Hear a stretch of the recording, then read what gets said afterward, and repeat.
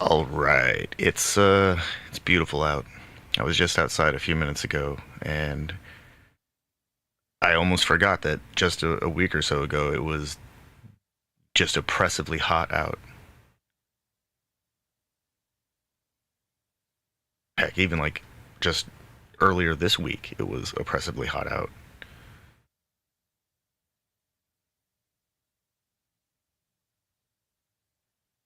Last night we were supposed to get some like crazy. I think there was like a tornado watch in some parts of the state, and we got a downpour. And Yeah, one it of the, came at like 10:35. yeah, and at one point when it like let up, I guess. I went outside and I noticed that there were all these like spots that were just like not just soaked, but it looked like the ground had like seeped up. Like it rose up into like the grass and the gravel in my driveway just like rose up. And I'm pretty sure that's what's like referred to as aerial flooding. Yeah, well, I was watching it and it was like there was no lateral wind happening, so it was like the rain was coming just straight down, and It it was it, it was like like a shower. very yeah, and it very much was like the condition of aerial flooding in terms of like yeah, it's almost like the water starts coming up. Um, you can see that happen when there's strong crosswinds too, but this was just like it seemed like there was no crosswinds whatsoever. And the rain was just like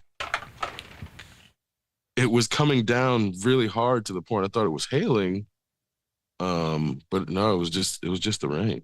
Yeah. And we're definitely getting these stronger weather events more frequently, um, and across the entire planet. But in the Midwest, like going into August, if this is early August and it's this hot and we're also getting these types of storms, it's like I think we're probably gonna get hurricane force winds um in the form of like I don't know if you can call them tornadoes anymore. Oh, they're just super tornadoes, Yeah. supercells. Um, I I get the feeling we're gonna have a really brutal winter this year. It's so wet. There's just so much water in the air. I have a cement pad in my front yard now, and it's when it rains, there are portions that of little pools, little puddles that just don't disappear, even in like midday sun, full sun, and they're just sitting there because it's so humid out. They just can't go anywhere. There's not enough wind to distribute Yeah, it. I know what you're talking about in terms of the humidity and then also the saturation already being so high that it's like, yeah, there's nowhere for it to go. Yeah, we've that's the danger. That's a dangerous temperature region because that means the wet bulb is really hot.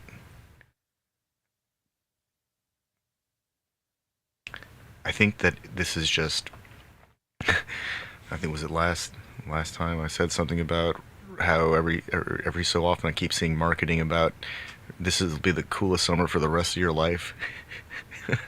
It's also like the driest summer for the rest of our life. It seems like probably not true. It'll probably get really dry like at some point, like horribly dry, like super drought dry.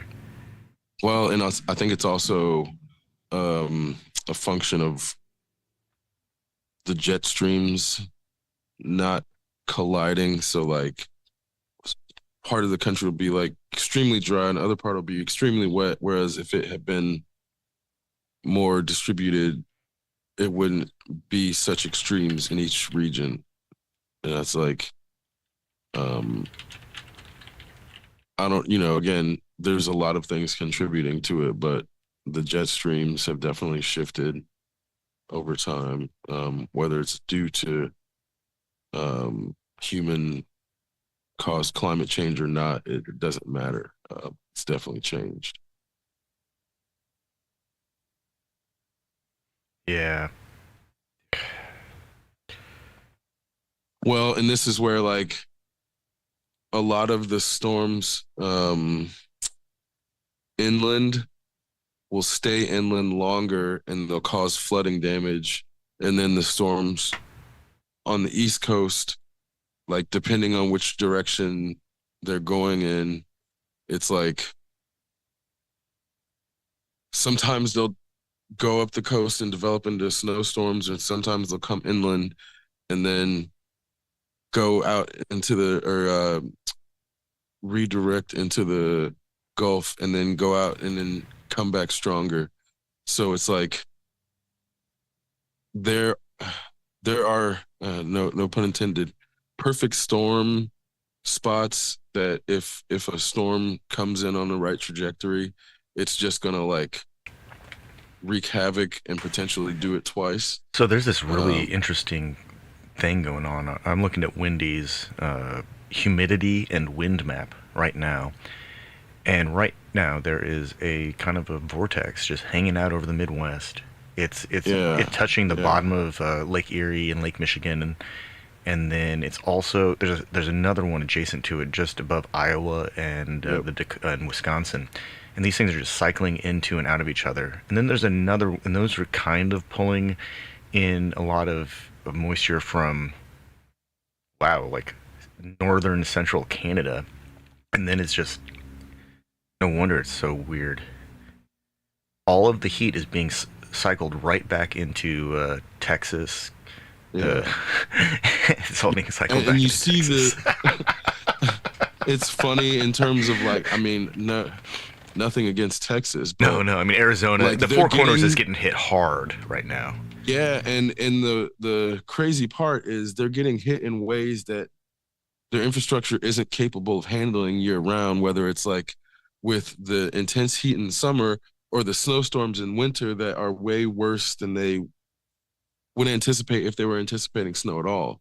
So Yeah. there's these things about like the weather swings because of these vortices that cause storms to get stuck in these places where like Bloomington is really well situated in terms of like missing a lot of the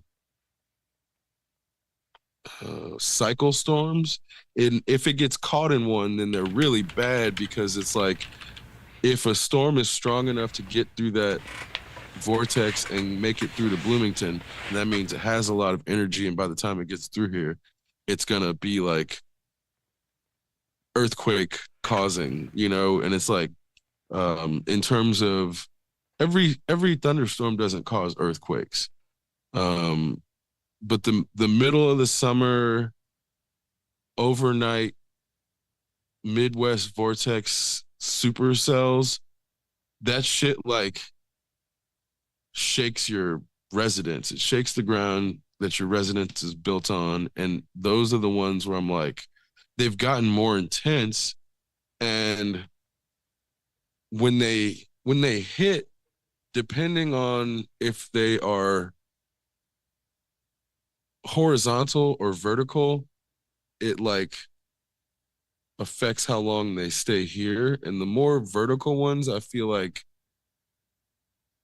stay longer and cause more damage, but the horizontal ones like come through fast and like hit hard in a way where it's like if there's any sort of loose branches, they're definitely coming down. Some shit might not have been loose and it might come down anyway.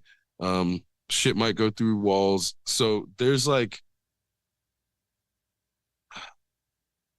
there I feel like there's different types of storm damage where there's the flood storm damage and then there's the wind storm damage. And the vertical ones seem to be more about the flood damage, whereas the lateral ones or the horizontal ones, I mean, are the wind damage. As far as I can tell, in our region, I'm not sure if that holds true across the country, but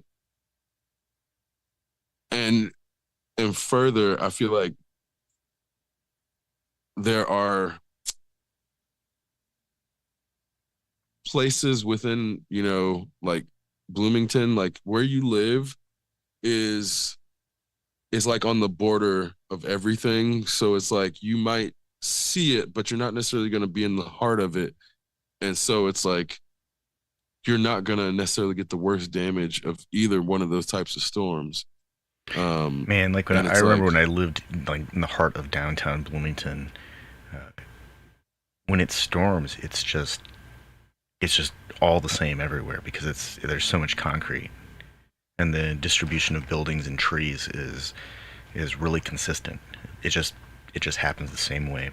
And then like there are times when it's stormy like my parents' house, but it's not raining at my house.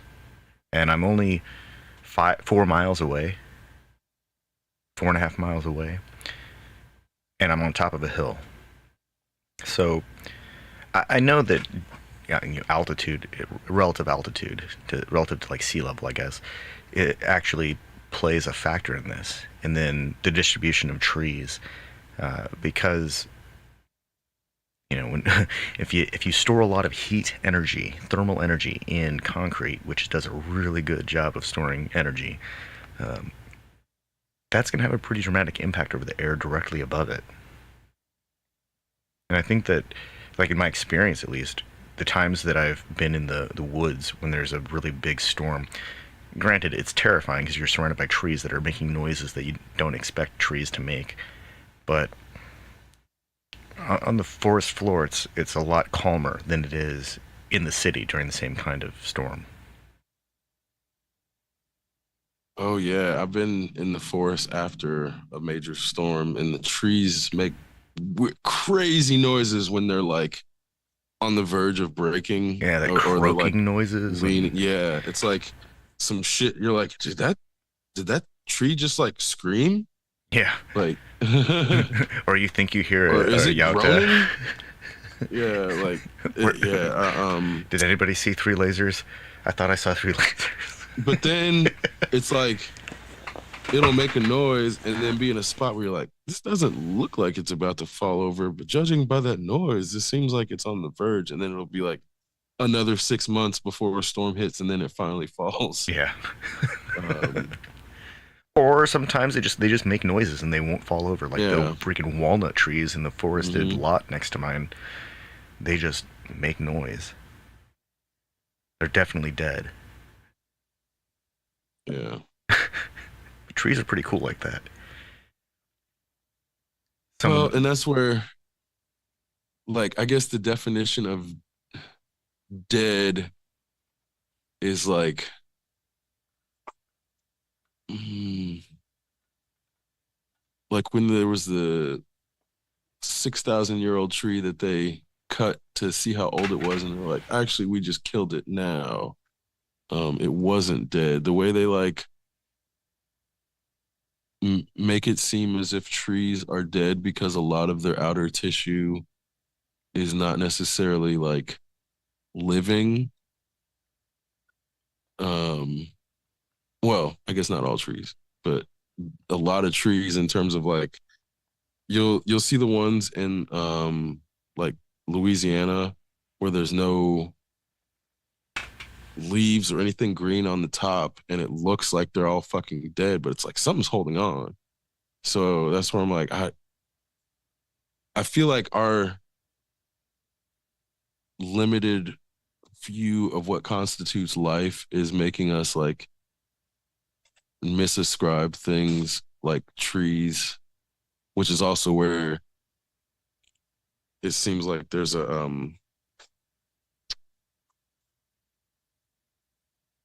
obviously not everybody's into nature, but there's like some fundamental disconnect between humans and like their natural, well, I don't know if we could live in quote unquote nature the same way at scale. I don't know if that'd be possible, but I don't think that would work either. I think we've seen what happens when people try to do that. It's called a music festival, and it's in the woods, and they've got 20 stages with DJs and bands, and everyone's pitching tents well, and but that's walking like around like that's clearly too many people, you know what I mean? In terms of like that's like the urban that sprawl of the woods. they don't even get the like bathroom accommodations right, let alone Yeah. what would be functional for a scale of that many people all together. Well, I think that's why Um, that's I think that's my point is that we would try to people would try to have the similar kind of whatever function that we're used to having of being of proximity, and also banding together also is like a safety thing, I think. But I just don't think it would work. Not at the way that our society has developed at this point. Like the broad range of skills that an individual would have to have just moderate exposure to. That's a lot.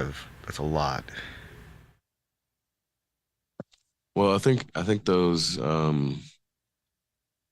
South American tribes cap out around 150. Yeah, that seems like a lot to me. That's actually like right around the limit of the monkey ball too, or the monkey sphere. The theory that we can only maintain so many, Dunbar's number. yeah, so many functional relationships. Yeah. So that actually Which I that feel like social media has reinforced and proven. Yeah, if you have 1,000 friends, you don't have a none thousand of them friends. are actual friends. Yeah.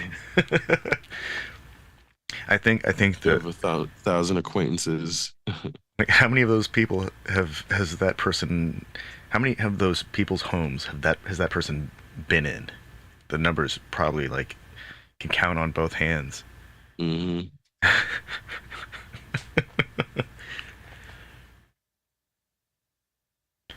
It's like proximity by association. At one point I well, thought that I understood the point of social media, and then it became this like, oh, it's just advanced marketing that's masked with a forum. And now I'm not even sure if that's even accurate, because forums have discussions that are somewhat focused and kind of meaningful.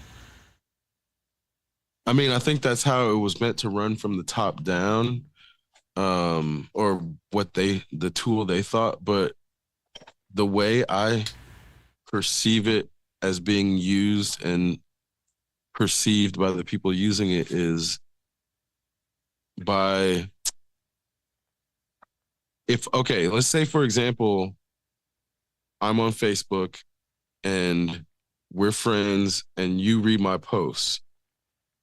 If we don't interact in real life, you reading my posts constitutes supplementing interacting in real life to a lot of people who consider themselves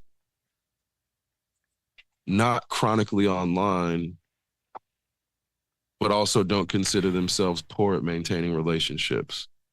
So there's this element of like the denial of one thing also being able to override the guilt or the responsibility associated with another makes it easy to sort of like have these two things cancel each other out. So then you get like a lot of people who maintain their relationships online almost exclusively. And it's like a lot of times voyeuristic in one direction or the other, or in both direct. It can be voyeuristic in both directions, and both sides can be like considering it maintaining the relationship. Like if two people like each other's posts, to them that's enough of a relationship maintenance to consider those interactions like valuable enough to constitute the extension of that relationship. And that's where I'm like, on the one hand, I do understand that there everybody's needs are different and like people can't expect the neediest extroverts to dictate how friendships are maintained. But also, if friendships aren't maintained in real life and are only maintained online, then I'm having a hard time equating those all as the same types of friendships in terms of like,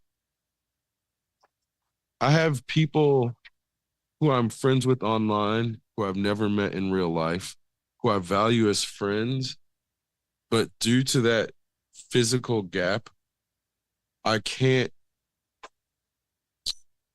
hold them in the same class as somebody who I've like interacted with or who I interact with frequently in real life.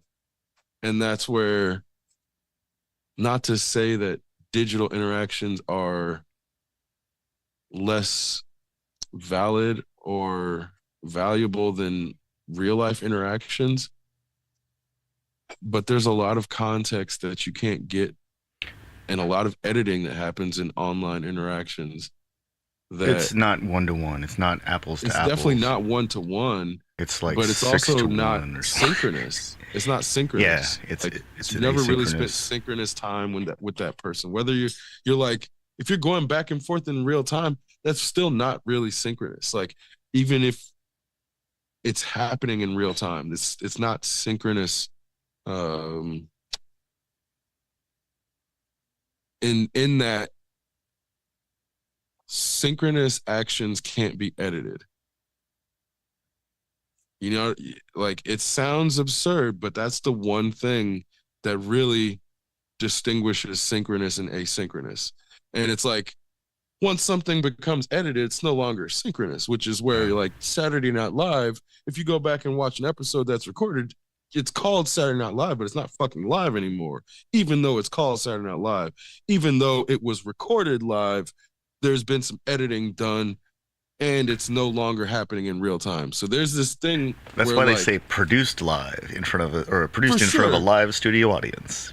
but I think in terms of like there's a certain quality of synchronous exchanges and a certain quality of asynchronous exchanges that synchronous is transitive to asynchronous, but it's not really transitive the other way.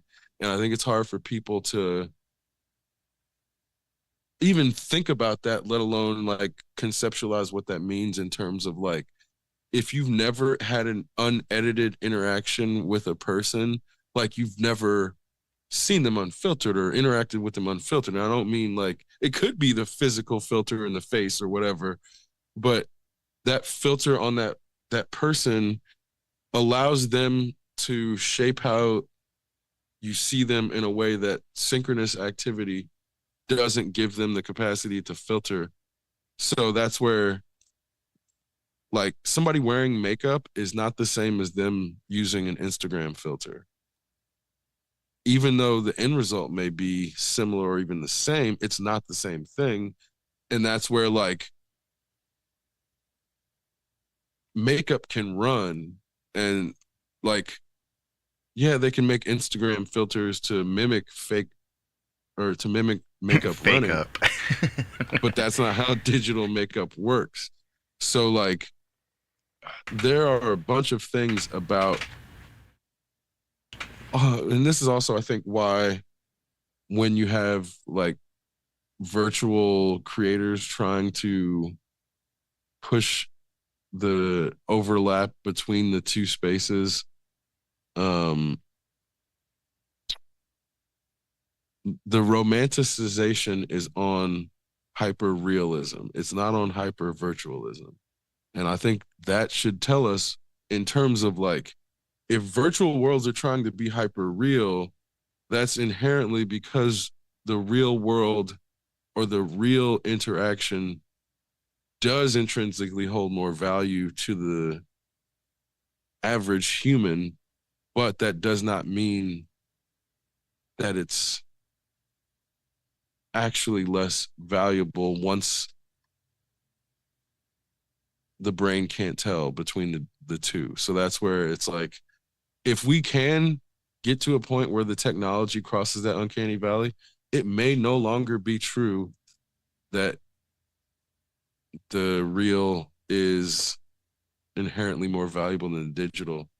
But that's only because the digital became real in a way that's hyper real because of the necessities of overcoming the barriers of the uncanny valley. And that's where there's like He just reminded me of that, Ready Player One when the guy's like, you can't get inside the game thing, a hamburger or a sandwich or whatever. You have to eat.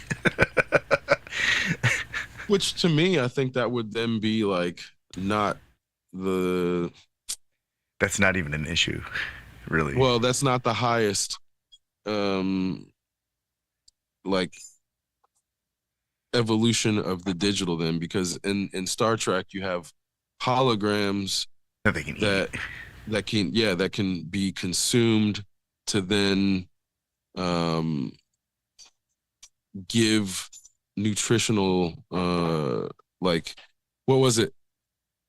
I think they can program it like the alcohol to get people drunk or not. So there's like, Yeah. because it's molecule based, they can, the fact that you're touching it, it can like be modified to be to give the same effects as what would be synthol, because none of the alcohol, Well, well, there's an none, episode there's where they hardly picked any up real alcohol. the episode where they picked up TNG, where they picked up the Irish spacefaring settlers, and they tried to make ignite a still in a cargo bay, and it was shrouded with a force shield. And O'Brien tries to give the guy some synthol whiskey, and he's like, "What's this?" And then Worf's like, "Here, try this Klingon drink," and the guy loves it. So it is possible to program alcohol, but Well, and then to that point, if you're on a holodeck and it would just be a matter of like including a replicator in the program, then that's beyond Ready Player One, yeah, it that is. effectively. And so that's where I mean, like, to me, Ready Player One is like a step along that path, but it's clearly not the end Oh no, of no, no, can't the be. digital becoming equal in terms of like that that movie and the by proxy the book, in terms of like I feel like the book gives a much better exploration as to why you shouldn't be trying to replace the real with the digital, but it should be a place of like examining yourself um in a way that allows you to apply that self in the real world. There is the future dystopia in contrast with the hyper real but also still virtual world in which you can do anything and be anything. It's the it's the cipher thing again, in terms of like, yeah, when you're in the virtual world enjoying yourself, in the back of your mind you know the real world sucks, so there's this element of like that escapism is always going to be tinged with the knowledge of the real world. So even then, that escapism can't be the pinnacle of escapism or virtual, because if the virtual is only to escape the real world, there's inherently a negative aspect about it that can't be taken out of it. Whereas if you're going from like Starfleet, which has basically solved hunger and solved crime, into a virtual world, is not because your world sucks, and that's a different type of I think escapism that I aren't think the equal. the oasis of Ready Player One is like the most frightening version of Facebook. To me, it's not a holodeck. It's a place where people compete for NFTs. Yeah, I think what you're getting at too is like that place should not have become the focal point of how we operate and how we like make our money and how we um function as a society.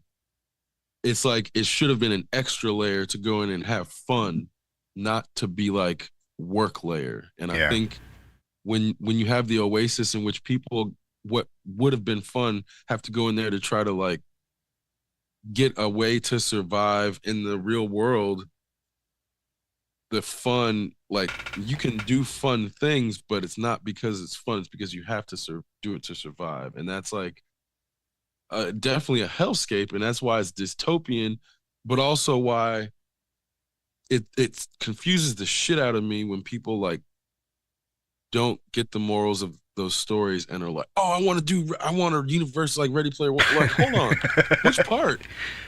Not the whole. Man. Hopefully, not the whole. Just the Oasis, right? Yeah, and not all of the Oasis either. Right. Not all of the Oasis either. Hopefully, I right? mean, I played Eve Online for a long time, and that game has one of the most incredible and expansive player-driven economies, in-game economies.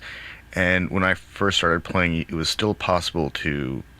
It's called plexing in the account, where you play the game enough that you acquire enough resources that you can buy Plex and pay for your account with gameplay. And I did it a couple times, but it required a lot of effort, like way more effort than is reasonable for a normal person who has like real world hobbies and interests and friends and likes to do things outside of a computer. There's a whole point to this, right?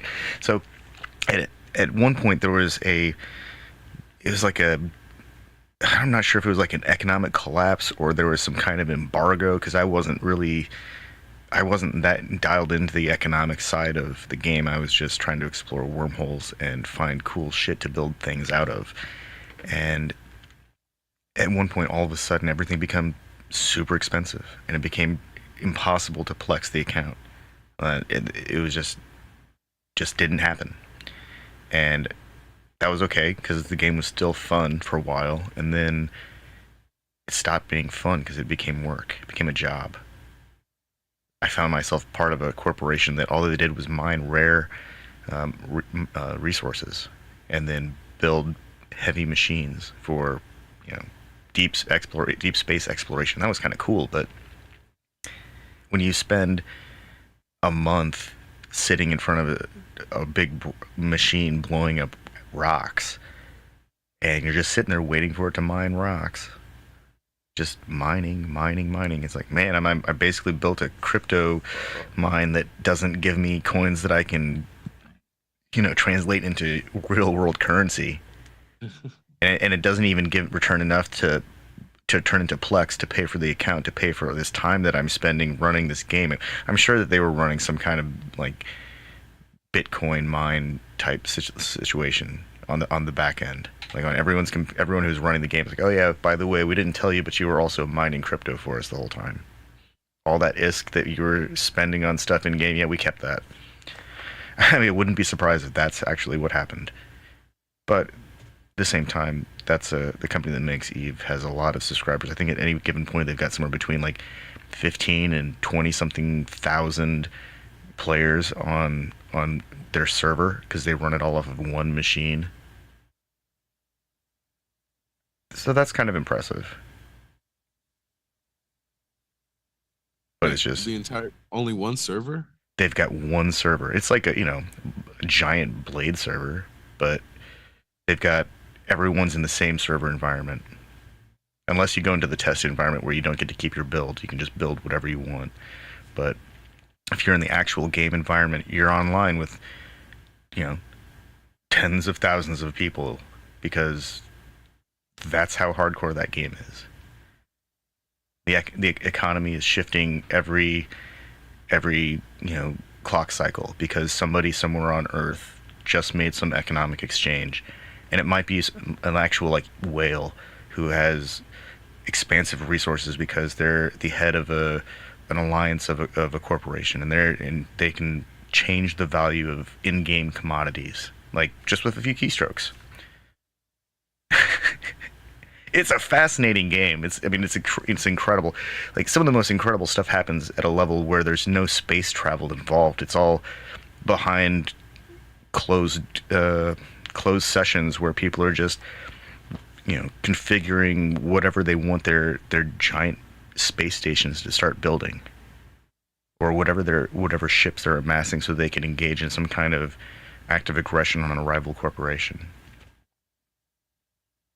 If they jump enough ships into a system, they could lock up the queue, and so anytime ships come in, they have to wait for the ship that went in before them to either be destroyed or to be destroyed.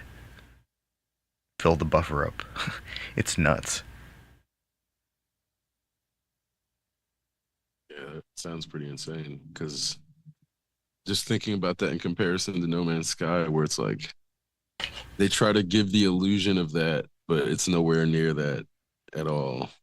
Yeah, Eve doesn't have the same kind of like directly involved gameplay. It's all third person, and you never leave the pod.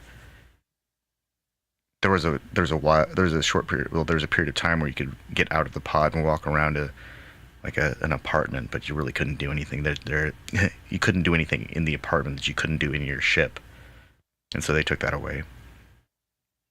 Um, but that's a game that happens at this like I mean, you're essentially immortal because you just are going to be re-synthesized wherever your genetic information is stored at your home station. Um, they let you park as many ships as you can afford in as many stations as you can occupy.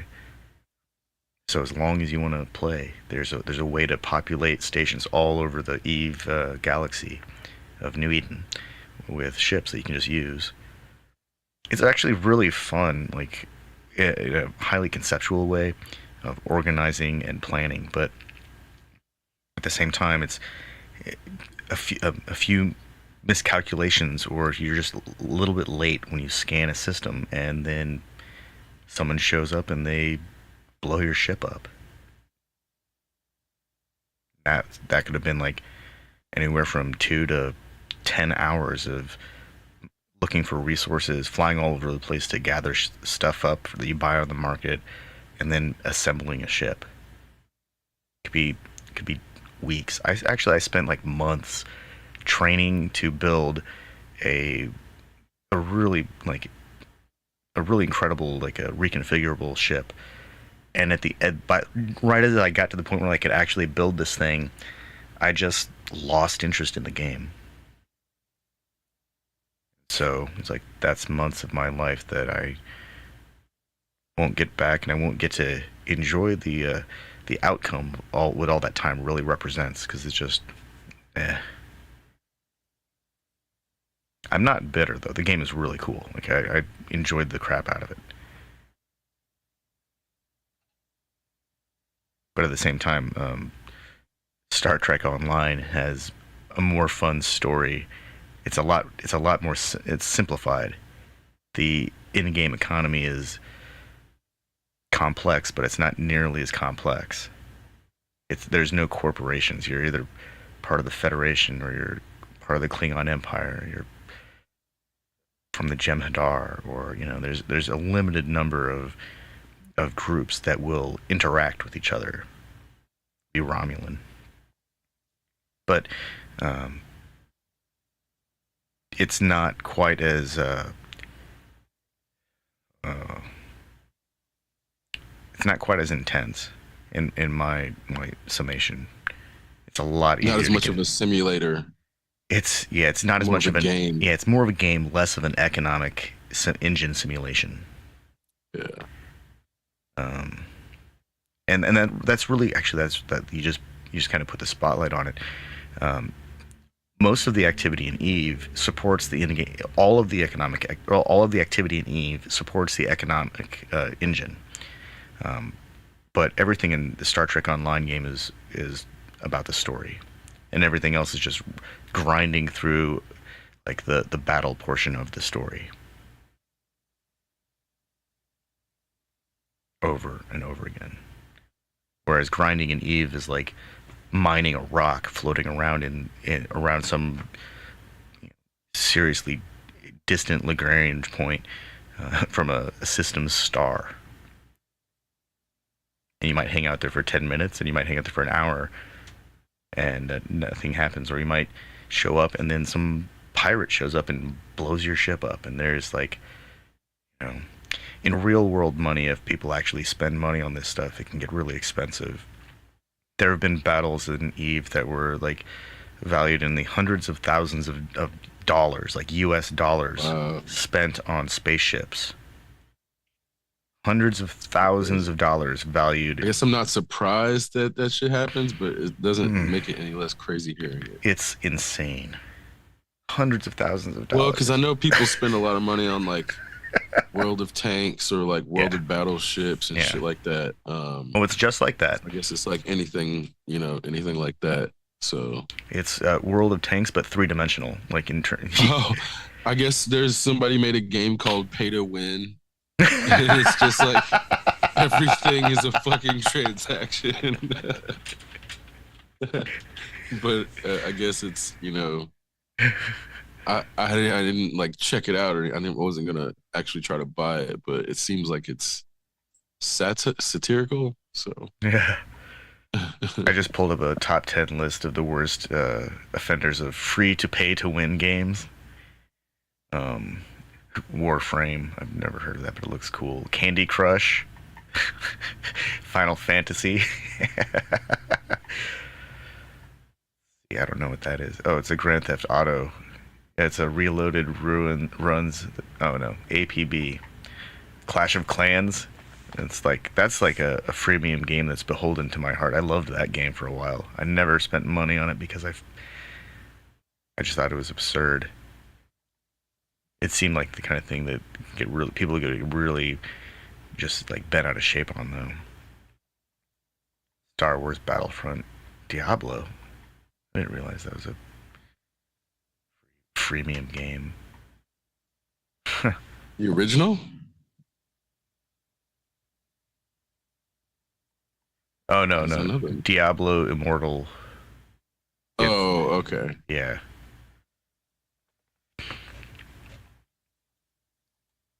Yeah, it seems like all the Diablo hardcore people don't necessarily like the new game.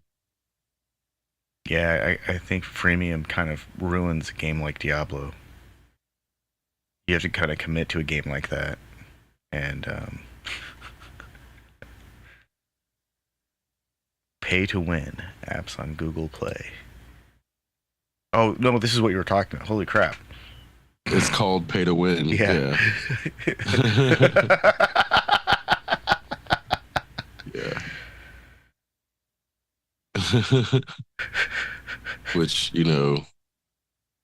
um I really enjoy those parody games in theory, but sometimes they're actually really good. Um Fuck, there's one uh it's like Serious Sam is kind of a parody game. Yeah. I mean, in the name itself, but it's not like the best. But if you don't pay full price, it's fun. That's where Man, I they've feel made a like, bunch of that game. yeah. Serious Sam 4. Serious Sam Siberian Mayhem.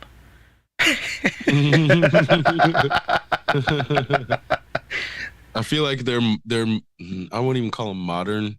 They're retro Duke Nukem games, Yeah. but in VR. Like they're trying to be like the Duke Nukem 3D vibe. And Duke Nukem's the kind of game that I remember playing a lot of, but I don't remember any of it. I remember laughing a lot.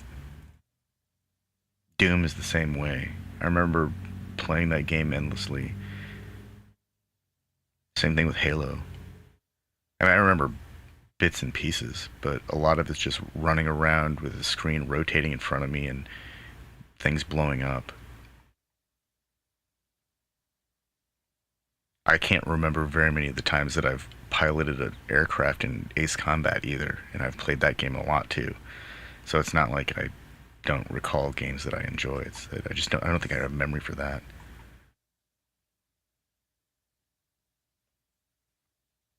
There was another game that was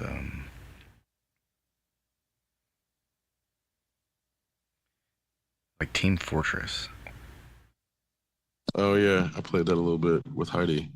That's a game that was like really fun the first couple times, and then I started to realize that I didn't like those giant multiplayer capture the flag games.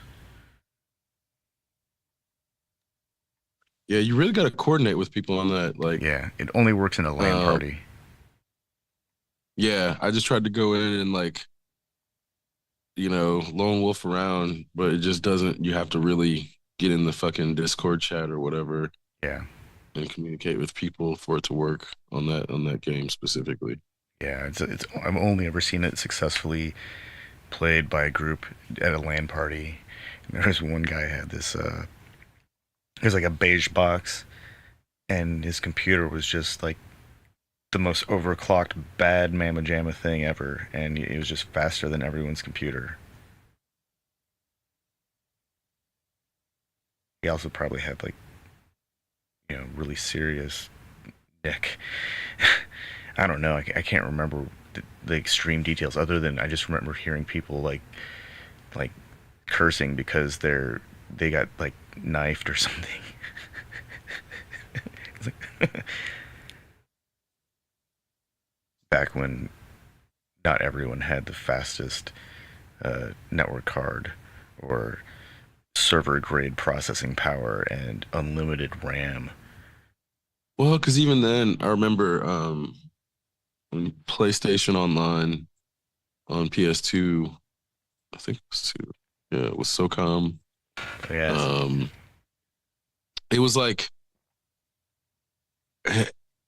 and on Tony Hawk as well. People would like if their internet connection was faster, it was like they would skip around the screen. So Yeah. there's this element of like even in consoles, people can get advantages where um like it wasn't even necessarily like Game Shark, because Game Shark for a while would be, how people would cheat or whatever. Um, but even just the internet speed after, a certain point. Because then I don't know if you ever played Injustice, the fighting game. Oh, that's like Mortal Kombat, but with also Yeah, but DC with characters. DC characters. Yeah. So if you play it online, Bane can basically like spam the lag in the internet, and it becomes almost impossible to fucking beat him. Where I was like, it made me stop playing the game or online in terms of like when people figured it out or when people used it, it completely kills the game in terms of um like you can't do anything to fight it because of the animation timing. Oh And it's yeah. like um when people are like spamming animation frames, it's like I can't play against that shit. That takes the entire fun out of it. Whereas I get um at the highest levels you have to do that, and in some cases like if the exploit's there then it's fair game in certain circles, but it's like if you know that there is an exploit based on frames and you use that to win a game, it feels like the type of dishonor that like Klingons would kill somebody for. Man, it's you just Like reminded straight me. up. No, that's the reason that I don't like brawlers like Smash Brothers, because at a point it's just it doesn't matter if you know the key combination. It's just a matter of like how many times can you press some buttons because it's going to start loading that buffer, and the next thing you know the screen's going to go crazy. And like you described, there are animation based um, uh, moves that just once they're initiated, they don't stop, and the whole thing is an attack. Can't do anything about that. I think that's like I think that's why brawlers exist, though, is because some people just want to mash some buttons and wring the joystick's neck. Yeah, for sure. Which, that's good. I'm not trying to take No, away that there's a place genre for for that, and that them. stuff can be fun, but Yeah, but it's really frustrating when games don't do that shit on purpose, or it's not meant to be necessarily part of the game, but it's like, an exploitable frame or an animation or some shit, and then a certain type of player latches onto that, and that becomes their entire play style. Um, it's like, Like the crouching toe jam in Street Fighter 2. yeah, or anybody like, okay, nothing against fireballs, but if somebody is like playing Ryu and they only throw fireballs and don't do anything else, it's like that person isn't necessarily going to win every time, but the games that they win are going to be frustrating as fuck because it's like you're just seeing the same thing over and over and over and over and it's like it becomes like a mockery of that thing, or at least from my perspective in terms of like especially I don't think it's specifically possible fighting to I don't games think it's possible to enjoy any game that is based off of Mortal Kombat where a character is a button masher. The whole point of Mortal Kombat is precision and like knowing how to chain the combinations together to get some sick fucking kung fu to emerge.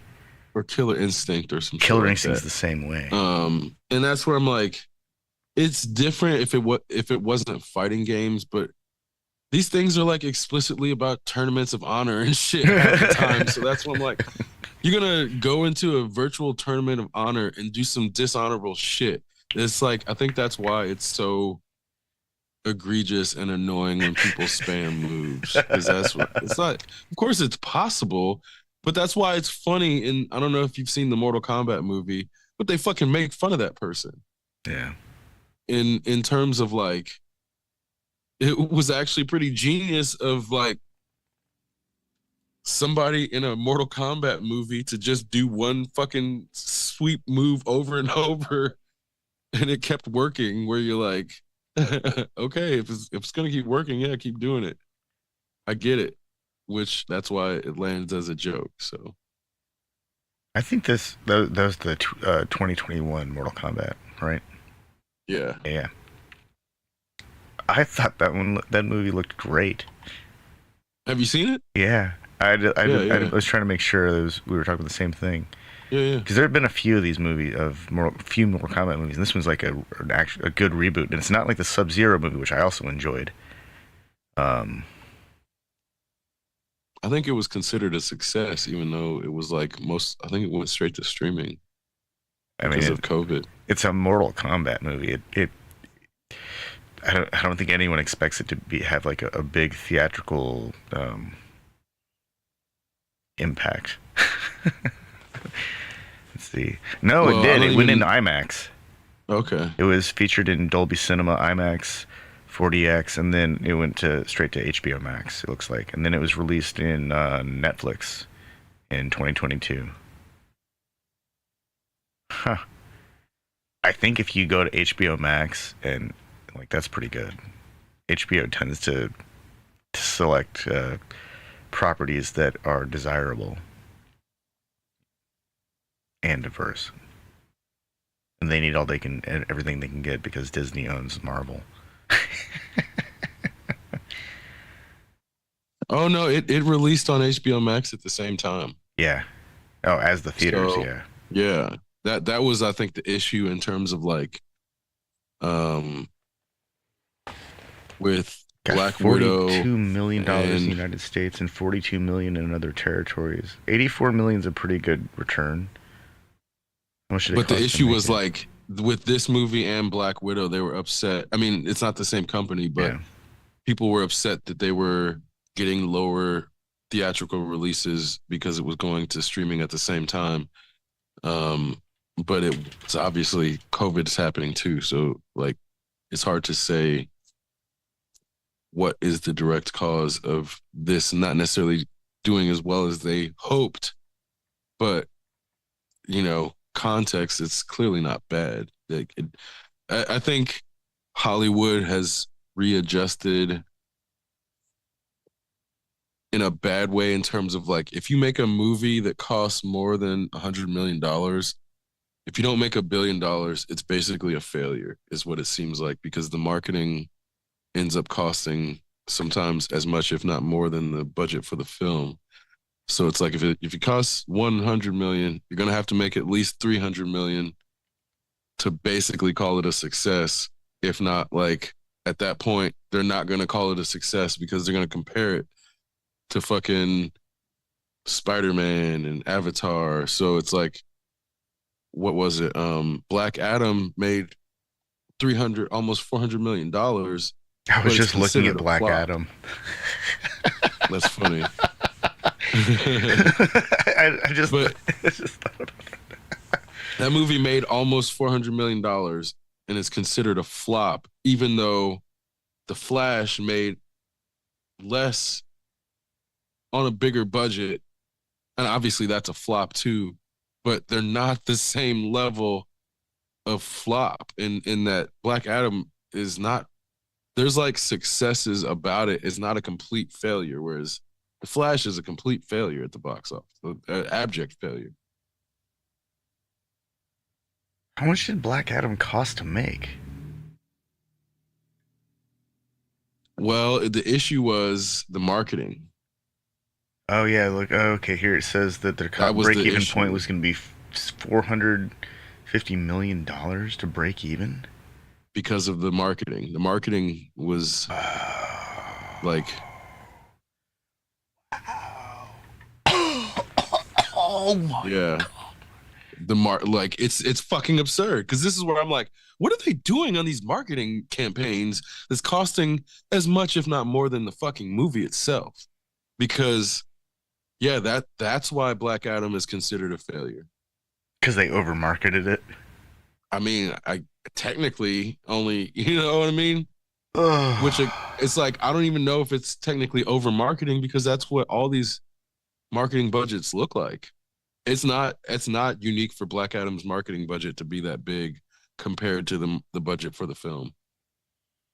Like I bet if you look at any of the other films like Mission Impossible or like Man, imagine if all that marketing money was spent to make a really amazing movie and tell a really great story instead of all that marketing. And we could just rely on movie studios to make to deliver amazing stories and visually compelling stories.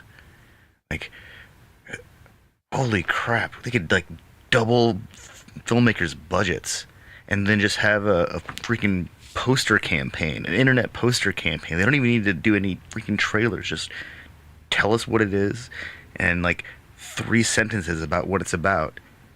Don't even say who's in it. That should be enough. People say, "Oh, there's another story. Let's go see what it is." That'd probably be well, that's probably too revolutionary.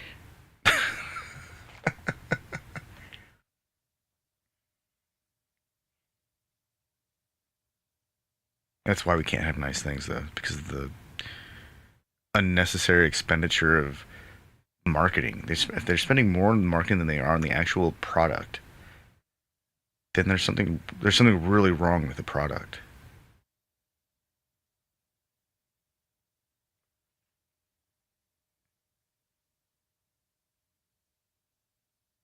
yeah, How does that like spread out? Everyone has to recoup the expense. Like the movie theaters have to charge more because the movie costs more to produce and because it's been marketed so absurdly. So we all have to spend more to watch a movie if for the people who are willing to go to a movie theater. Then they spend $5 for $1 worth of candy, or $10 for $3 worth of candy. Spend. I'm sure the amount of corn that ends up in a bag of popcorn is worth like maybe 30 cents.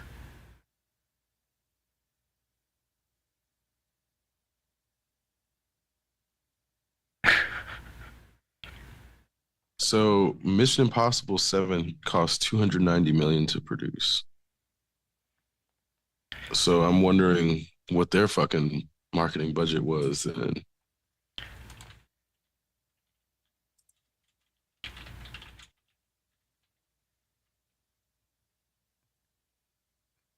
Huh.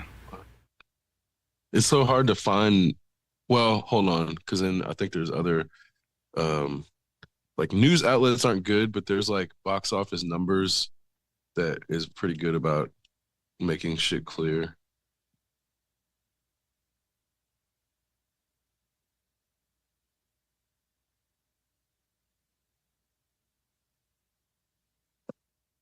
Yeah, the numbers.com is usually really good, or at least more transparent than um, some of the other sites.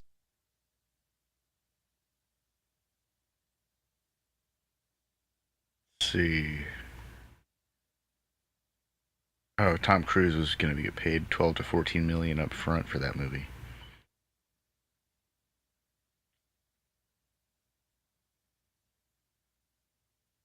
Huh. That's not much. Oh, okay. Wait, is Dead Reckoning the recent one? Yeah, part one. Okay. Marketing somewhere between 30 and 40 million plus another eight. No, that's yeah. I was gonna say that's on like one part because I saw that thing That's just too. for like the first stage, round one. That's their like Yeah. initial marketing budget. That doesn't include.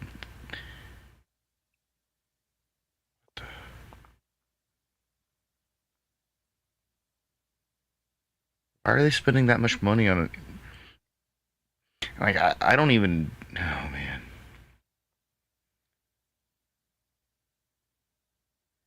Who's seeing this marketing?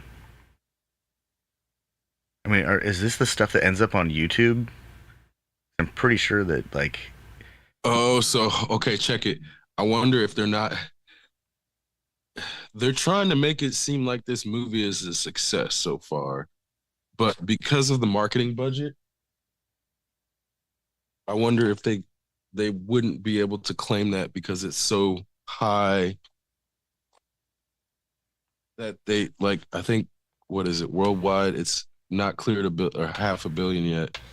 Um so if the film budget was 290, like I'm assuming the marketing budget was probably something stupid like fucking 300 or like 350, so they probably have to like make another 150 million to break even. I don't know. They chartered an Etihad jumbo jet, commercial jet, and then they painted Mission Impossible and Tom Cruise all over it.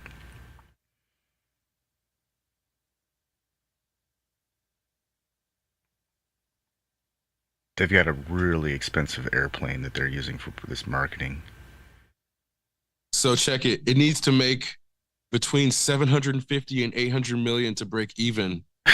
So the fucking marketing budget must have been like 500 million then. Holy sh! Well, wait. I want to know how much an airplane costs.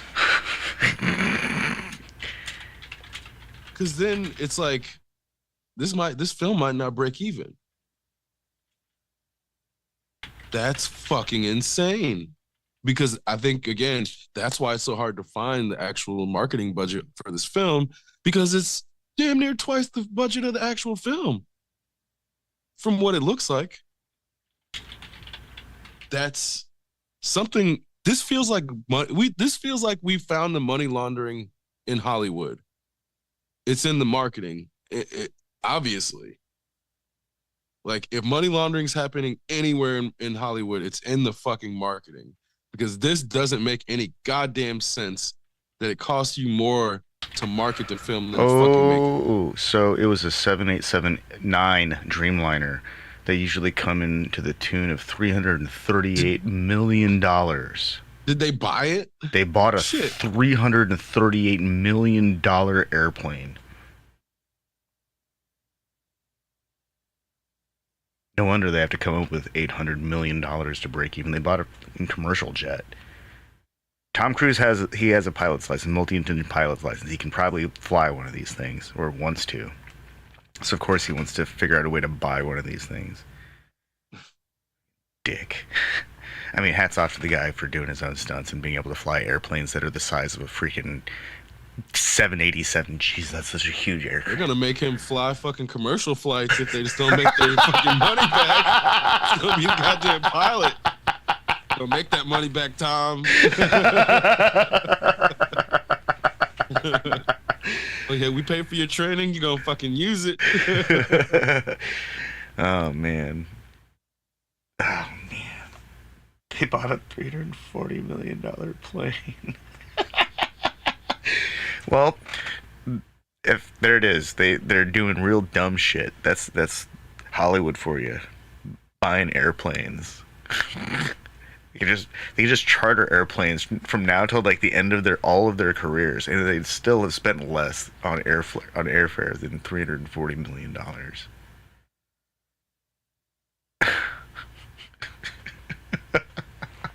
Wow. So Like I'm flying one of I'm those things looking. only makes sense if you can fill every seat with a person who's willing to spend money on the fuel themselves. It doesn't So we work. got to unpack some shit here. We got to unpack some shit here because something has happened, and the mainstream media is not talking about this at all. If not, like, okay, Tom Cruise is one of the biggest action stars that has ever lived, as far as like action stars. Yeah. And if he can't make $1 billion, but Barbie can make a fucking $1 billion, something has changed that they're not talking about because I don't know what Oppenheimer's made, but I really doubt it's I $1 billion. mean, what can Oppenheimer possibly sell compared to what Barbie sells? Oh, okay. Oppenheimer's made. So this is also strange. Oppenheimer's made more than Mission Impossible in less time. So that's a change in terms of like what the world is looking for. I don't feel it's the same thing as it was like 20 years ago, obviously. But even like right before the pandemic, this is a massive shift in people's preferences and how they display them in terms of what they're consuming. Like the idea that Barbie was gonna beat out Tom Cruise, if you said that shit last year, people would say you're fucking insane. But now that it's happened, Barbie, Jesus Christ. Okay, so Super Mario Brothers movie, 1.3 million. Guardians of the Galaxy, almost a billion. And see, that's crazy because from what I could tell, that movie was being framed as a failure. So then that makes me wonder what his marketing budget was. Because if Guardians of the Galaxy has made 845 million and they're not really, I mean, they're still talking about it as a failure. It's like their break even must have been 900 million or some shit. Spider Verse. Yeah, these marketing budgets are killing break even points.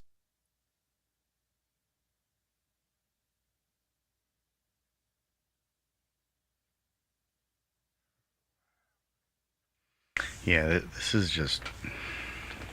I mean, Guardians needed 750 to oh wait, it needed 600 to 800 to break even. So it looks like they are just barely now breaking even after 13 weeks.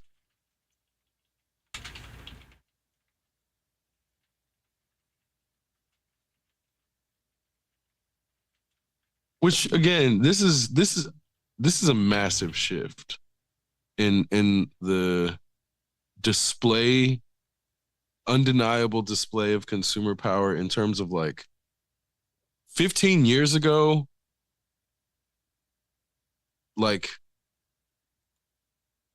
DVD sales and film releases were explicitly catered to like the action male consuming audience in terms of like you have the rom-coms and shit. They're not spending like 300, 400 fucking $1 million on a goddamn rom-com as frequently um because even then the rom-coms that would have like the big budgets would still get some like action interspersed and try to be like, oh, from 300, Gerard Butler. And then it's like they're trying to draw in what they thought to be the profitable male audience Whereas now, if Barbie is, How did Avatar: Way of Water become the third highest grossing film of all time?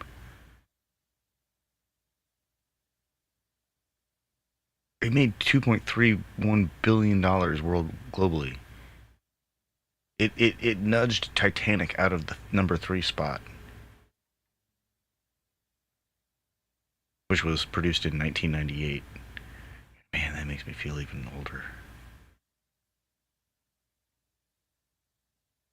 Because every other movie in this top, let's see, what is it, top 15? These are all pretty recent. Yeah, these are all. are you on domestic or worldwide? I'm looking at worldwide numbers. Like almost all of these movies are within the last decade, except for Titanic.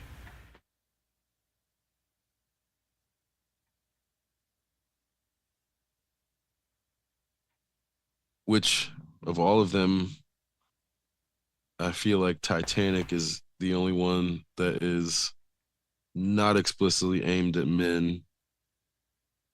Well, Avatar is not really explicitly aimed at men. That series. Um, Lion King, 1.66 billion. The CGI Lion King grossed $1.66 billion worldwide. well, and everything. Okay, so like, of course, Avengers, they want women and girls to come to the film, but that's not their target. And they're like, oh, if you bring your wife, if you bring your daughter, if you bring your friend, like there happens to be a girl, cool. Frozen But 2 we're grossed 1.45 billion. That's number 13. That's explicitly marketed towards young children. yeah. There's three movies on this list of 15 highest grossing movies of all time that are not aimed at the roller coaster movie crowd. Frozen and Lion King, Beauty and the Beast. yeah, stuff like that. Those are like those are. I think those are more story driven. I tried to watch the Avatar sequel. I wasn't quite certain what was going on. Being chased by some resurrected dude. I don't know. It seemed really even more convoluted than the first one. Like, how could we take this really complicated and at times like just completely full of holes and plot armored story and make it even more convoluted? And we'll call it a sequel.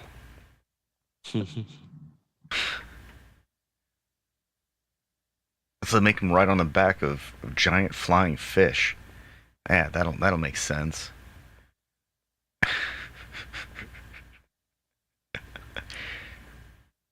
I'm not gonna lie though, it's So, very pretty. It's all it's really pretty illustrations that I see of this stuff, but I don't want to watch like 2 or 3 hours of that.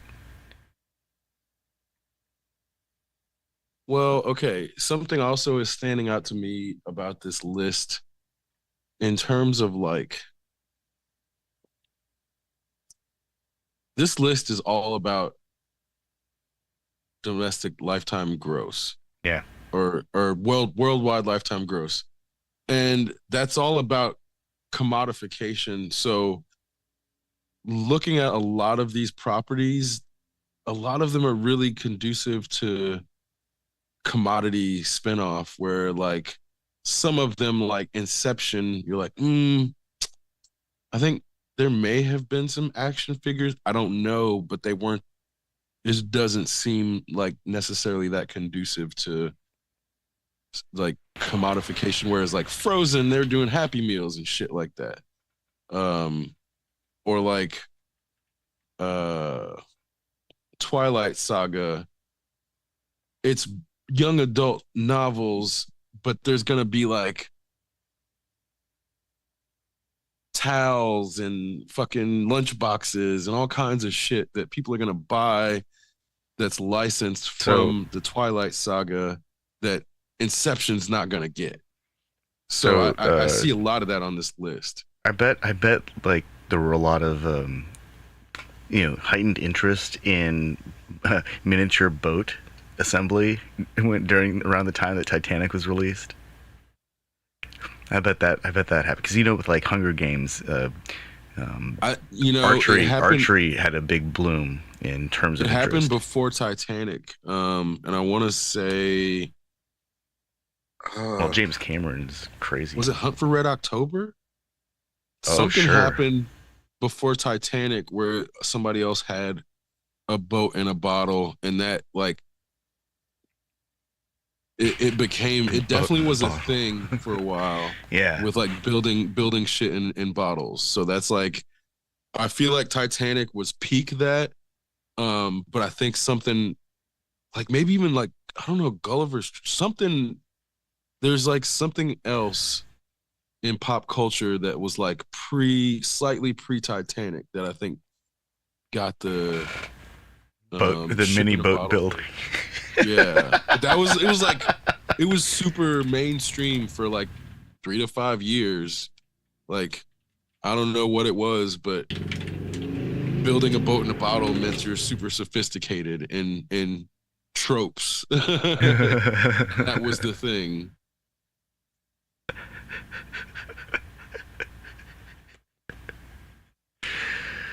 Oh, that's so funny.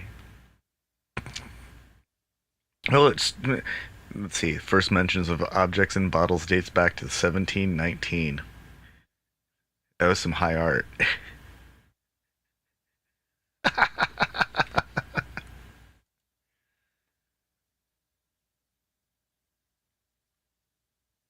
That's funny.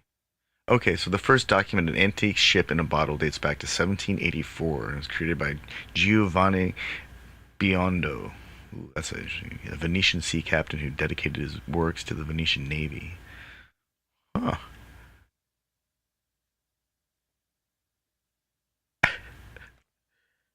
There are some pretty interesting looking Lego Titanics.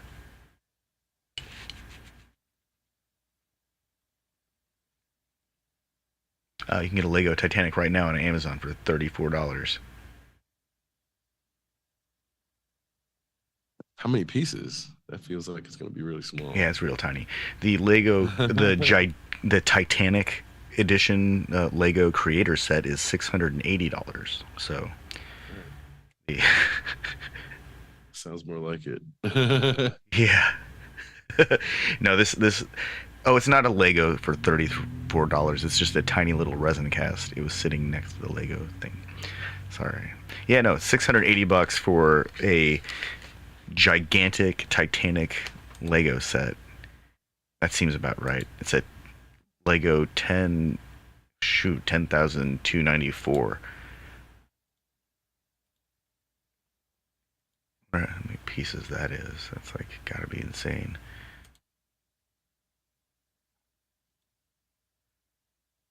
9,090 pieces.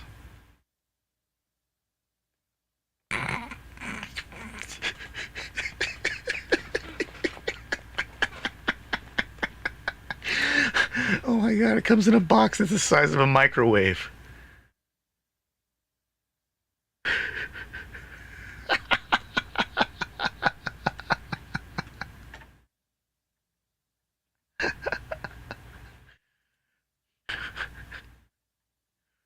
It's a 1 to 200th scale. And it splits into 3 sections.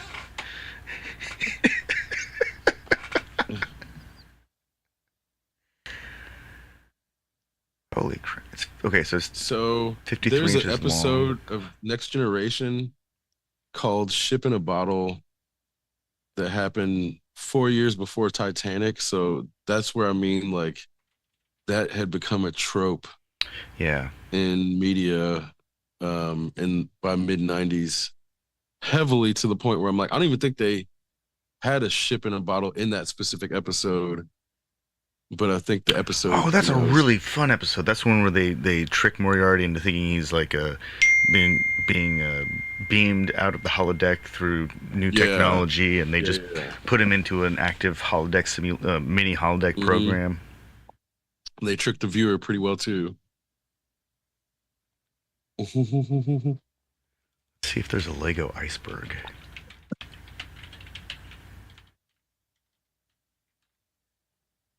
There is. There is, in fact, a Lego iceberg. Holy crap.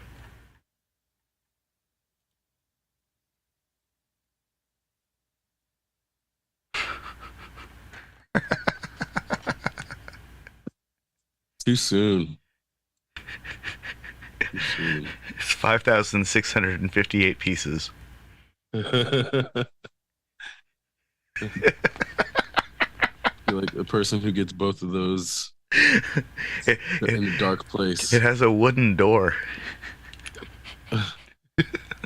Oh God.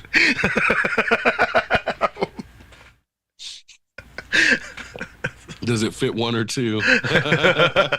It looks about the size of a one Lego person. Maybe one and a half Lego persons. We all know there was enough room on that door that Jack could have gotten up there and at least only been half frozen.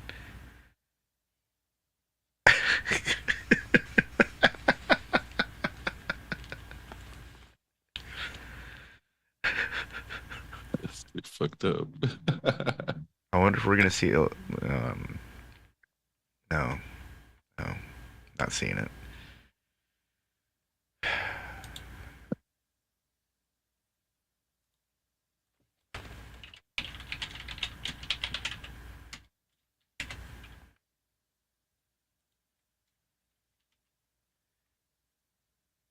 Okay, so there are at least three, no, four distinct Lego submersibles.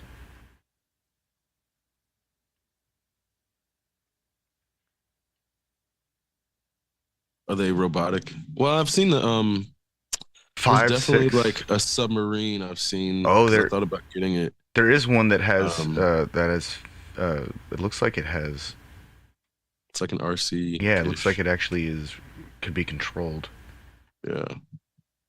Which, I don't know how far the sensor goes, but it seemed like That's like a swimming pool toy. some shit that you'd use once and never use again, which is where I'm like, Yeah, that's a swimming pool toy, and then the next time you try to use it, it doesn't work. Wow, there's right. so actually they've got quite a few submersibles.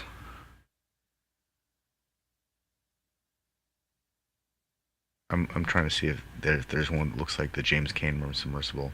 Ah, there's the Well, Beatles' the Yellow issue is Submarine. a lot of the stuff when you construct it with those types of bricks, it's heavy. Yeah. And so it's like radio controlled Lego stuff just doesn't, or brick building stuff just doesn't move as fast as some shit that would have a more hollow plastic Or shell. yeah, neutrally buoyant modular construction. There's a Technics submersible. It uses fiber optics and a 9-volt system.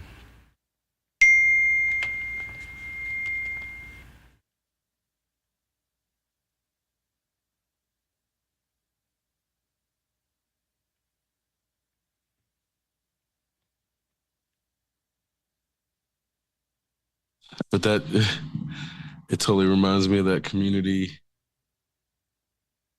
with Michael K. Williams. He's like, "What happened to Legos? Went in, came out, and they're all complicated. Legos used to be simple." Oh man. I'm not even sure what I'm looking at, but it's like it looks like a melted Legos, but this is like a Master Builder submarine. Lego Movie Master Builder submarine.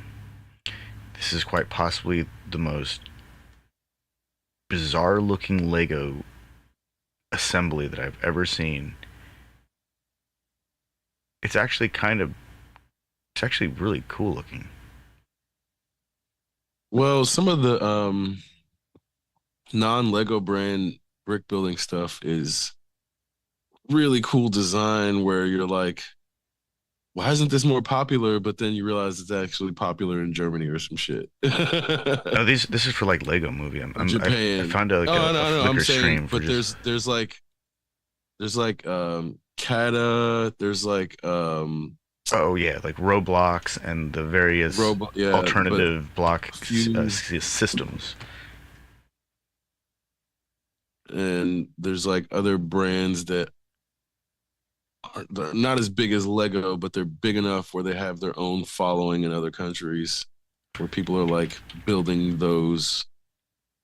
Um, but like I mean, in terms of uh, some of them will get different licenses, and was one. Oh, there was like a Halo brick. I forget what company it was, but it wasn't Lego, but it was like clearly licensed. But uh,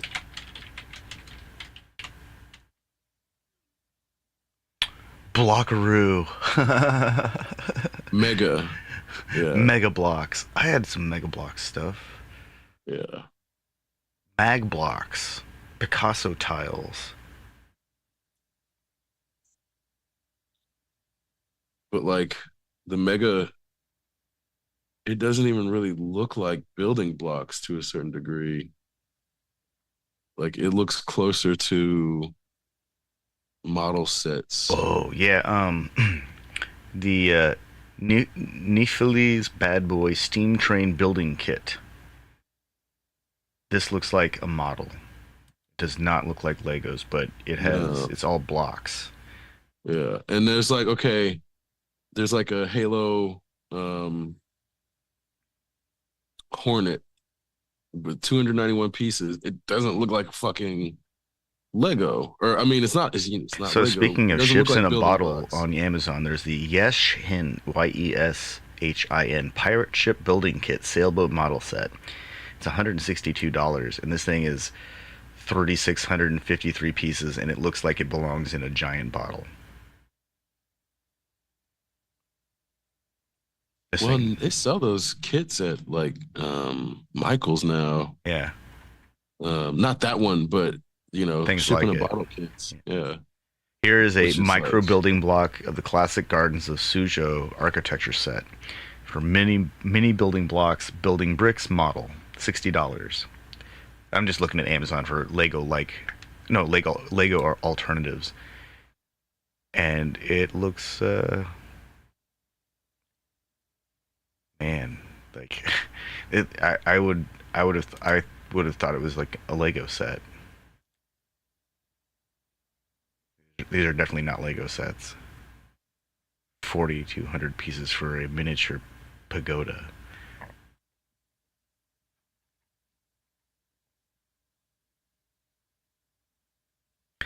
Litco Building Block City.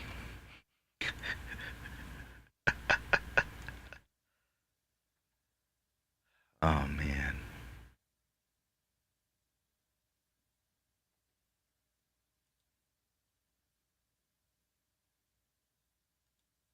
well, and that's where some of them, it made me wonder if they were lying about it and crafting the glass around the stuff, but it seems like it would be just enough, if not harder. No, they've It's got to just build it like, inside the thing. Glass hot enough to blow into oh it. yeah, of course, of course. But that's where I'm like, yeah, that would make it as if not more difficult to do in that order because of the way that it takes to actually get glass blown. That's where I mean, when I was younger and didn't really understand how glass was blown, but yeah, that's where again it's like it could be. I feel like somebody could really do it if they wanted to, but it's gonna be like it's gonna take way more engineering to do it that direction. Yeah, like what kind of special conditions? It'd be like some kind of like electricity thing. You'd have to like you'd have like a plasma arc and spin it into shape. Maybe there's some kind of induction.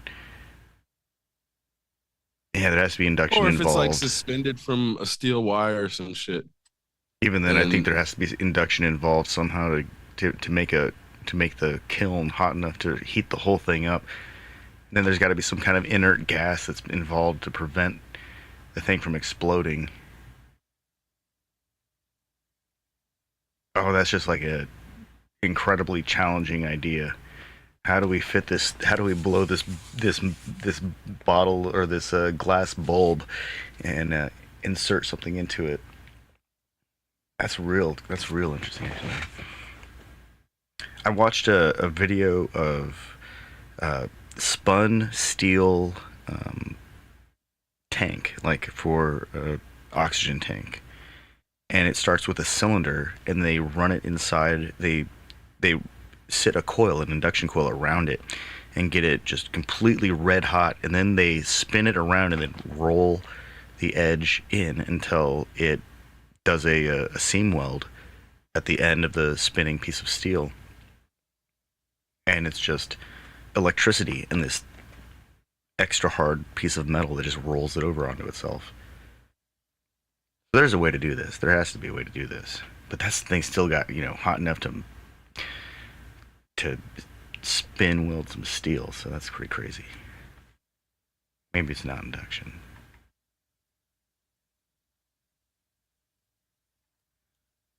Oh, this is neat. I just found $100 brick Fantasy Astro Boy building kit. I bet this thing isn't licensed. Nope, it is an officially licensed Astro Boy. Like a clear view. Half the body is missing this outer layer, and you can see the robot inside. That's pretty cool looking.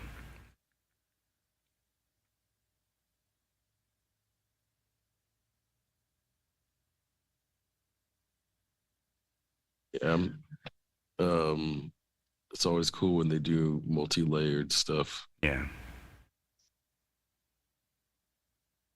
where you may not necessarily be able to see it once the outer layer is applied, but you know it's there. Yeah. Well, I think that's the thing that I always liked about models when I was younger is that like when you build a model plane or a model car or helicopter, you build the motor and you build it into the thing. You have to assemble all of those components because it's supposed to be somewhat realistic. I think that's what I like about these blocks or building toys is that on some level they can be made realistic, but there's also a lot of room to flex the imagination.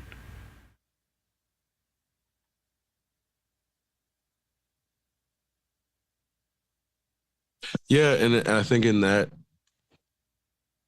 like, if you look at something that's built with blocks super critically, it's gonna look like blocks. But then if you like let your childhood imagination look at it, it looks like the thing it's meant to look like when it's done well. Yeah.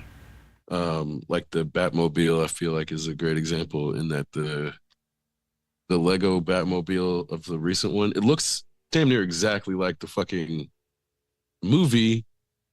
But if you're looking at it with like a super critical eye, then it's like obviously Legos, which is where, you know, there's a level specifically with Legos. I think there's a level of imagination that goes with um, interacting with it, which the more accurate the model, the less you have to engage that.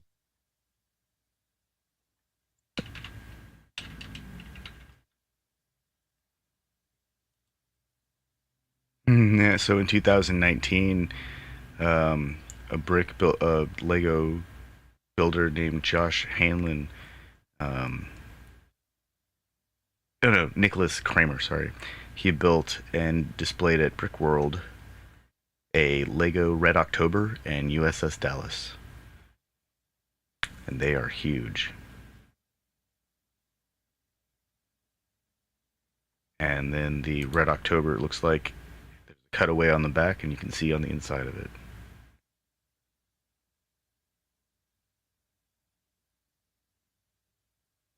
That's really cool stuff.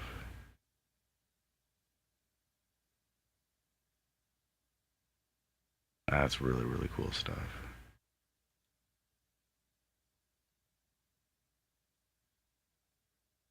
Yeah, that's a cool scene. Uh,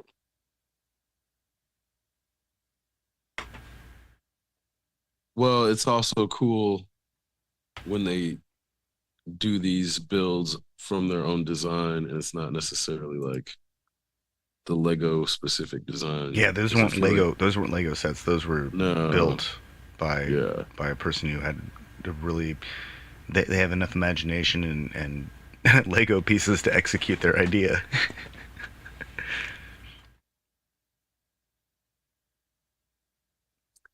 Well, it's also funny. Somebody made a Lego version of the Yeezy shoe, the Red October, so that came up.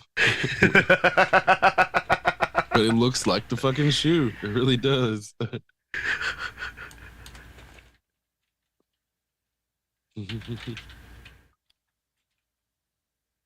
Which Holy cow! What the?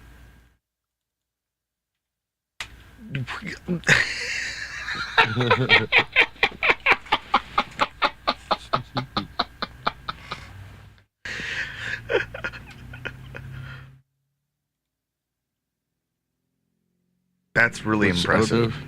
It's very impressive. Holy cow. Those Yeezy Red Octobers are going for like $15,000 now. Yeah, but the Legos are way cooler. The Legos can be enjoyed pretty much Oh for my like all God. time. Whoa. So, I mean, I don't know if people are buying them, but there's a pair of Red Octobers for $85,000 on eBay. Oh no, please tell me this just to... Ah. So, someone did that because they have another pair they're trying to sell for like $15,000 and they want someone to say, oh, Right.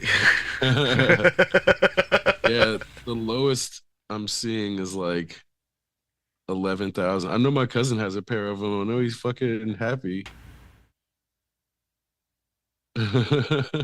man. He didn't pay Well, thousands of dollars for them, did he? no, Okay. he got them when they originally came out. Okay. Um, which whenever they originally came out, I think they were maybe 400.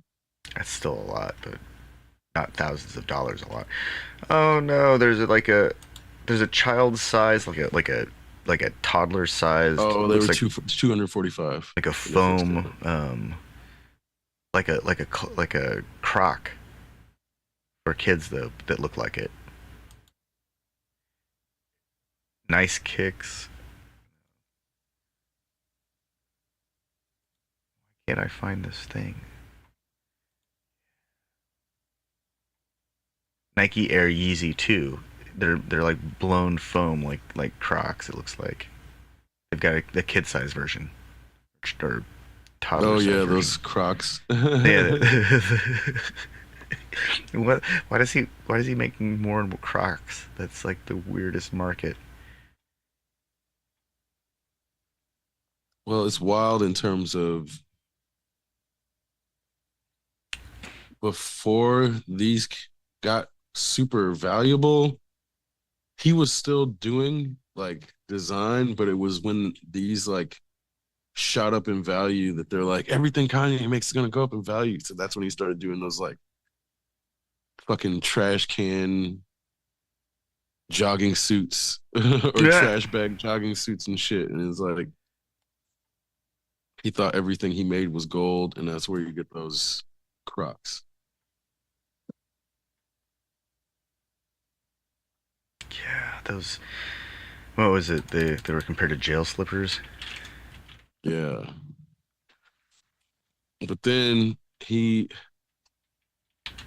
oh my God, $300 is so fucking stupid. Um, Yeah. Yeah.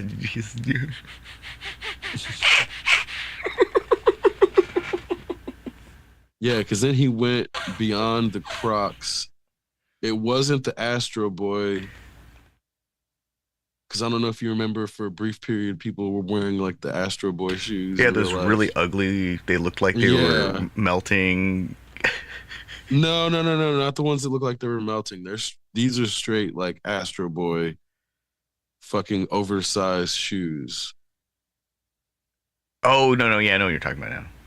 And that's where um the melty ones were between the Astro Boys and the original Crocs. Yeah, I mean, he didn't do the Astro Boys.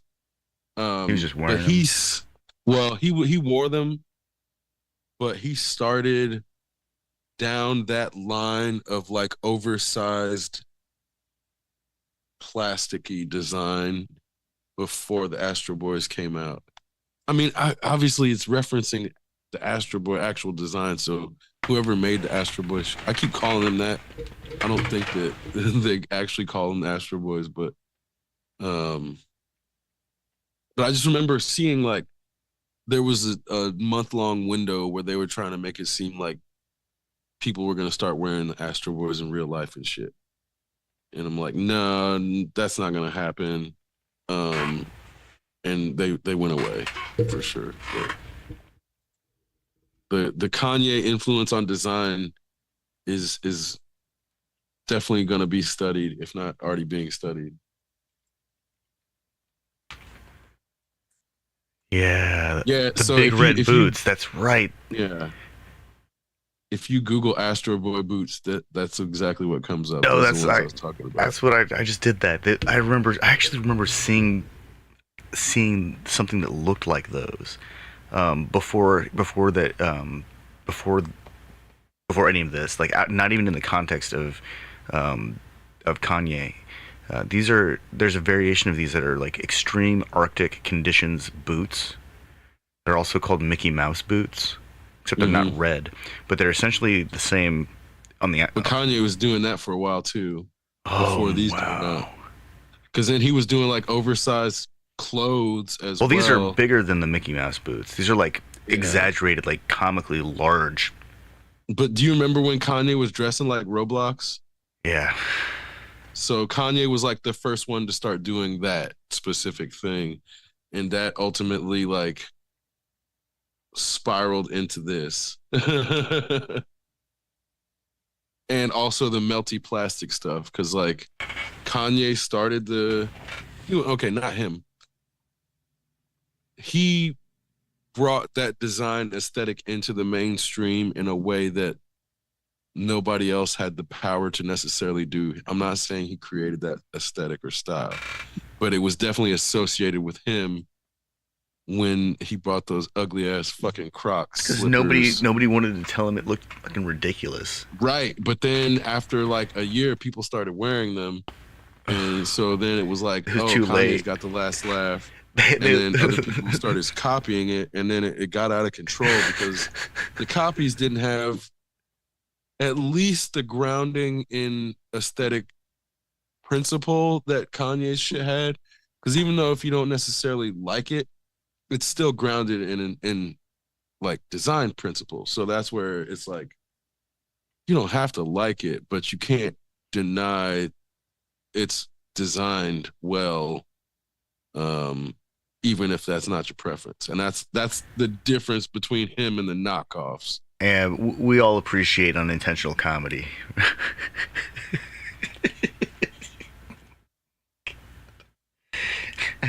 But Yeah, so it was the video with Lil Pump that Kanye dressed like Roblox. And then that was 2018. Oh, I guess it released in 2019.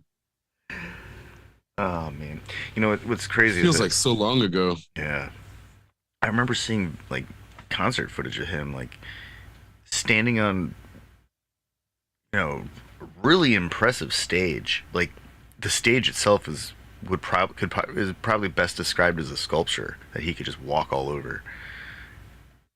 And so I know he's putting a lot of his either there's an art department involved with what he's doing because I think Virgil Abloh did a lot of his shit. yeah, I think that like there's a lot of intelligence and creativity going into the kind of productions he was doing, and so it's always really strange to when somebody who can function at that level starts just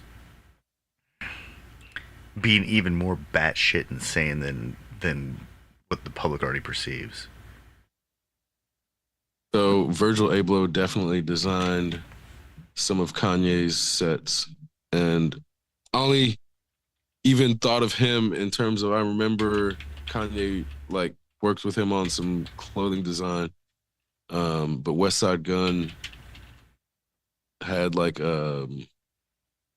he just released a video that's like referencing a set design that Abloh did for him as well. So that's where like among clothing design, Abloh was involved with like set design and shit like that. So it doesn't, his creativity didn't stop at clothing Yeah, design. yeah.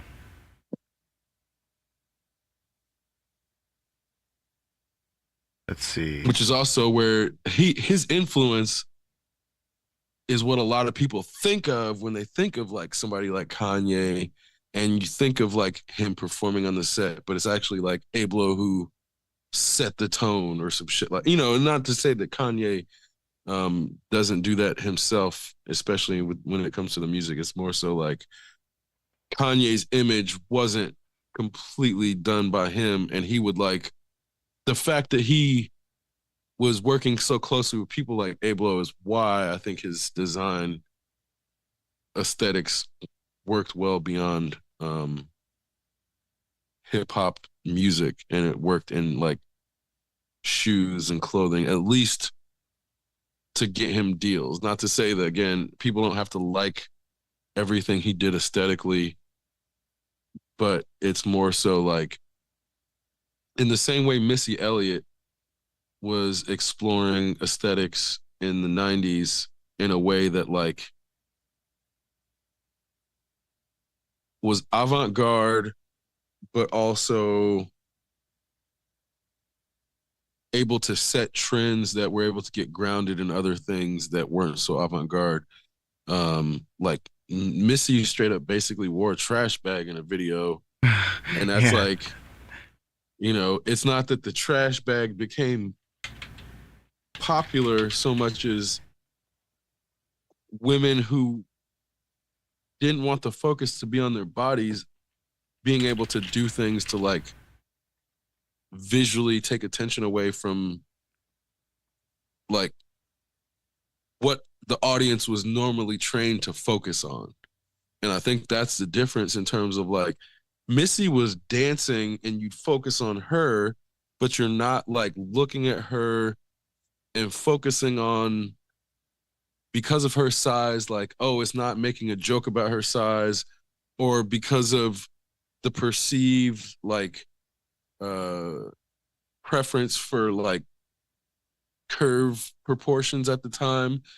They're not trying to like fake exaggerate an hourglass figure over top of it, or when she's like not in the exaggerated clothes, she's dressed like a dancer, so your focus isn't on her curves or whatever part of like the way women were presented in hip hop before, or rap, and not we're not gonna say hip hop, in the rap music scene before. She did not conform to that, and it wasn't just about the avant-garde clothing necessarily. It was about like even when it wasn't avant-garde, it was not doing the same things as everybody else, and I think that's why Get you her. can point at people like her or like Kanye that have influence beyond the music on aesthetics and on culture, but it's hard to understand why if you weren't like paying attention.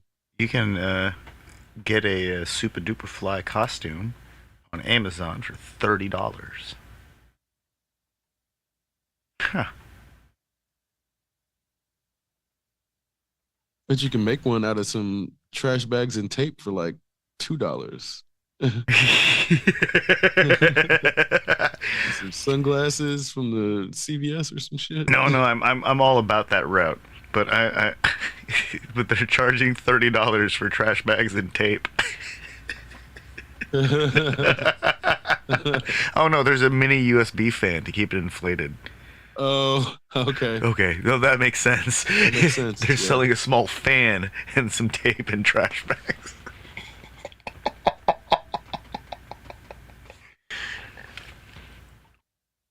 Yeah, because even on her Super Duper Fly album cover, she's wearing like a baseball jersey and some fucking tennis shoes. Yeah. Like MC Light is pretty much the only other woman rapper that dressed even remotely like that.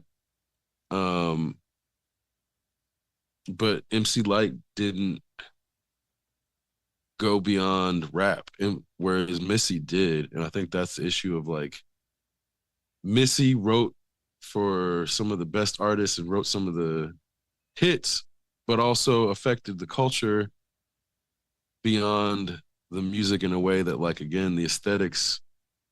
I'm sure she didn't come up with all of it on her own, but I'm sure she had some influence in it, which is where, I don't know who her stylist was, but I bet they had a good relationship in terms of like what was being experimented on and what was being tested wasn't trying to make Missy look like anybody else. It was trying to set her apart in a way that I think um,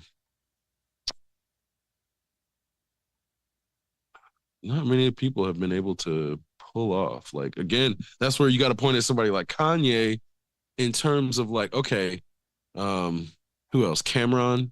Are you familiar with like the pink phase? Mm-mm. So this is really kind of funny in terms of like when we were growing up, pink was really a girl's color, like in terms of like how society treated it. In that if you were a guy that wore pink clothes, you're gonna get made fun of, get called feminine, get like ridiculed, shame, whatever. Like people can't act like dudes could just wear pink in like 1985. You fucking could. So like that context when Cameron started wearing pink as like his thing, and it was like everything he wore was fucking pink, and he was like, I'm claiming pink. You'll see in other cultures. So like in Italy, they don't have the same. Um, I remember when uh, Winston started wearing pink all the time. but that's because he didn't do it I out of know. nowhere. No, That's I know. because of Cameron. Yeah. This is what I'm saying in terms of like he may have done it in his own mind, but the reason pink became a point of like cultural contention in that wearing pink was meant to be a statement of your hyper masculinity once Cameron started doing it. And that's where I can point at him. Like he's specifically the one in like 1993, or it wasn't that early. It was like 90, I want to say 8, maybe, that he started doing that. Because he wasn't wearing pink at first. Cameron, when he first came out, he was dressed normal, or not normal. He was dressing like any other fucking hip hop dude. And then he took on this persona where he's like, oh, I'm like balling in pink, and pink is my color now. And nobody else is gonna claim this color because they think it's so feminine. Meanwhile, I'm claiming it as I'm so masculine. This is my color now. And nobody really challenged him on it. So for like 3 years straight, this dude was like pink everything. And after a while, you see other men wearing pink, where you're like, oh, there's no longer a stigma associated with that color. Not because only Cameron did it, but eventually his persistence trickled down, and other dudes in America started wearing pink and not being worried about like being associated with feminine for doing it. And then that's where it's like, again, fucking Cameron, man. I love him or hate him. He really changed how uh what's the word? Males with baggage in America see pink, because it's not normal to gender color. But when you're raised in a place where you're like, oh, you're a boy, they're gonna fucking make everything blue for you before you're even born. Well, you can't really help but start to have those gendered colors in the back of your mind, at least, if you're not going to acknowledge that it's in the front of a lot of people's minds. At least some people can acknowledge that they're going to carry some like at least latent gender identity associated with the colors. Whereas like once Cameron did that, I think it extended beyond just pink, where you see dudes wearing more purple, more like turquoise, more like pastels, things that were generally not really going to be like color palettes that you're going to see on what would self-identify as like a masculine, if not hyper masculine So, male. so from like 1823 through 1889, there was it was pretty much pink is for girls, blue is for boys. But around 1889, there's the emergence of the blue blouse is might be worn by girls, and pink was for boys. And this is like goes back and forth between 1889 all the way up to like 1940. They go back and forth where there are competing ideologies of pink is associated with boys or girls, and blue is for boys or girls. But after 1941, it's pretty much resolved. It looks like it's pretty much resolved as blue is for boys and pink is for girls. Wow. So apparently There's like a hundred, almost. There's like 60 years of people arguing about it. so the whole like gay for wearing pink thing has reemerged in 2023, and Cameron is like referenced. So this is like really I didn't know that it was reemerging in terms of like for a while it had gone away. So like I guess with the Andrew Tates and the Jordan Petersons, I'm not necessarily surprised that that type of perspective is like reemerging, but I feel like it's the same type of thing in terms of like Dennis Rodman, where when Dennis Rodman first like started doing his like makeup and wearing dresses thing, people were like, oh, he's gay. Oh, you're, in a pejorative way. But then he was like getting with Carmen Electra and getting with Madonna. And it started to like confuse people because they're like, wait, you wore a wedding dress. I thought you were gay. And then they had to confront that inconsistency where after so many of those incidents where people have to confront their prejudices, they start to melt away. And I don't know if people have been forced to confront their prejudices in the same way, in that now people can retreat to echo chambers. And then if your prejudice gets challenged, you can just go to something that's going to reinforce that prejudice in a way that Cameron coming out and saying like, or his response isn't necessarily like the most tactful way to approach it, but the idea of like somebody having their sexuality shamed for a color they choose, the fact that he's like fighting against that is a step forward to me in hip hop. It may have been like 3 steps forward, 2 steps back, but Cameron, there's something there that is like a progressive movement to sort of like, again, you're not going to buck all of the misogyny and the homophobia and the internalized racism and internalized patriarchy at all at once. But these are baby steps. And I feel like the fact that he had to come back and say that shit, but the fact that he's still saying that shit is like, that's a positive step from my perspective. Man, I've got a salmon colored blazer that I look great in. And I'm not going to stop wearing it because some dude on the internet is uncomfortable with a pink shirt. How far we've come, and then we're back. We're back looking at people who can't reconcile a color that doesn't actually exist in nature. That's the best part, right? Exceptional Radio.